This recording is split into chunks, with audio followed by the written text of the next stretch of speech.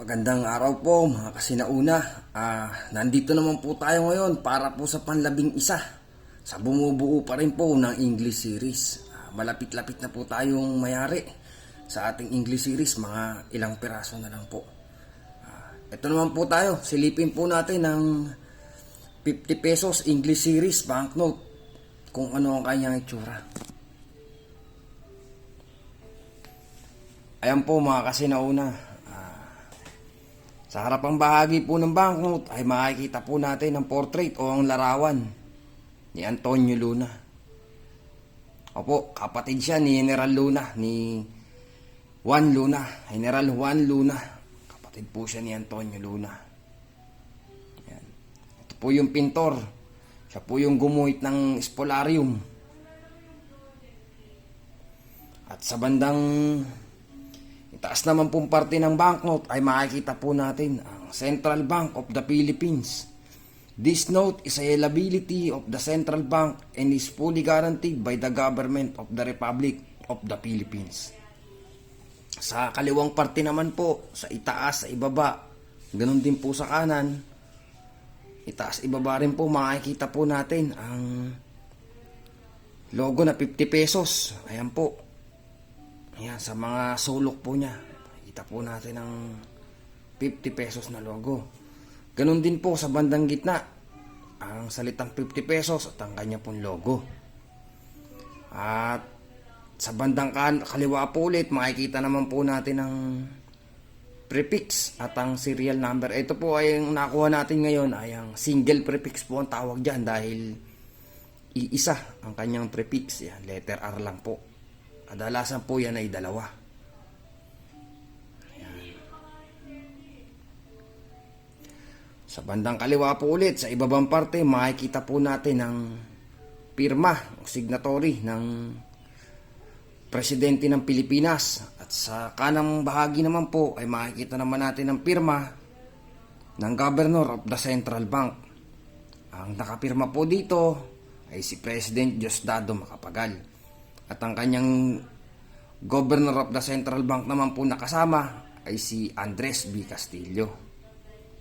Sa ilalim na bahagi po ng salapi o ng perang ito ay mababasa po natin na this note is legal tender in the Philippines for all debts, public and private.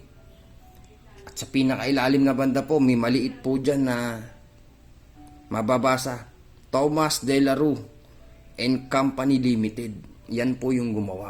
Sa London pa din po yan. Ayan. Meron pong 4 na presidente na nakapirma sa ganitong klase ng lumang pera. Unang-una na nga po ulit si President Elpidio Quirino at ang kanya pong Governor of the Central Bank na kasama ay si Miguel Cuaderno po.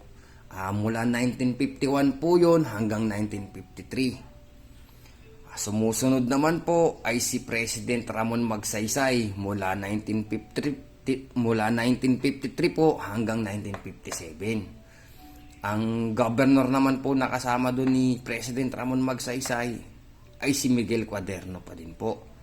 At nasusundan naman po yon ni President Carlos P. Garcia na humawak po nun mula 1957 hanggang 1960. Yan. Tapos po, ito na nga po, ang panghuli, ang 4 na humawak sa o pumirma sa ganitong salapi ay si President Diosdado Macapagal. At ang kanya pong governor, ito po, ay si Andres B. Castillo. Mula 1961 naman po hanggang 1962. Opo, sa 50 pesos nga po ay wala si Pangulong Ferdinand Marcos Sr. Hindi ko po alam kung bakit ganun, bakit wala siya sa 50 pesos. Ito pong 50 pesos ay wala pong eksaktong bilang o piraso na inilabas ang Central Bank of the Philippines o Bangko Sentral ng Pilipinas. Pero marami-rami din daw po ang ginawa nito ayon po sa mga sa mga enthusiast o sa mga mahihilig sa pera, ng mga kritiko, kumbaga mga taong mahihilig sa pera, mga kolektor o mga nagtatrabaho sa central bank noon. Marami-rami rin daw po ang inilabas nila na ganitong klase, kasi nagprint din po sila mula 1951 hanggang 1962, pero wala pong sinabing bilang kung anong eksaktong bilang kung ilang bilang ang ipinrint po nila ng ganitong klase ng pera. At na-demonetize po ito nung March 1, 1974 din po siya na-demonetize. Bago nga po Philippination ang Pilipinas. O bago i-deklara yon ng ating Pangulong Ferdinand Marcos Sr. Tingnan po natin ang likurang bahagi ng salapi. Yan. Napakaganda. Isa na namang uncirculated banknote ang nakuha natin. Dahil wala po siyang tupi o lukot, kaya hindi po siya umikot sa merkado. Yan. Pakalutong. Yan, bigyan po natin ng konting review ang kanyang likuran na bahagi. Yan, makikita po natin sa bandang gitna. Yan, the blood compact between Sikatuna and Legazpi. Makikita rin po natin ang salitang Espanya dito. Sa taas merong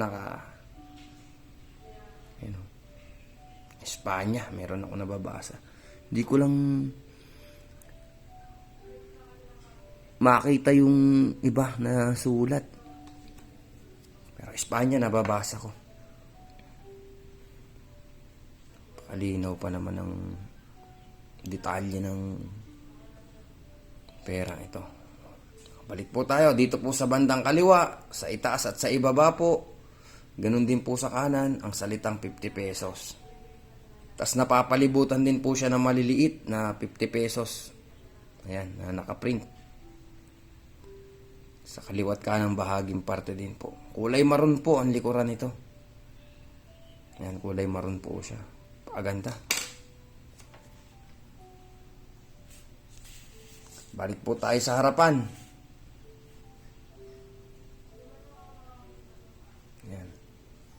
Yun lamang po, isang magandang araw po ulit mga kasinauna, at maraming salamat po sa patuloy niyo pong pagsuporta sa akin.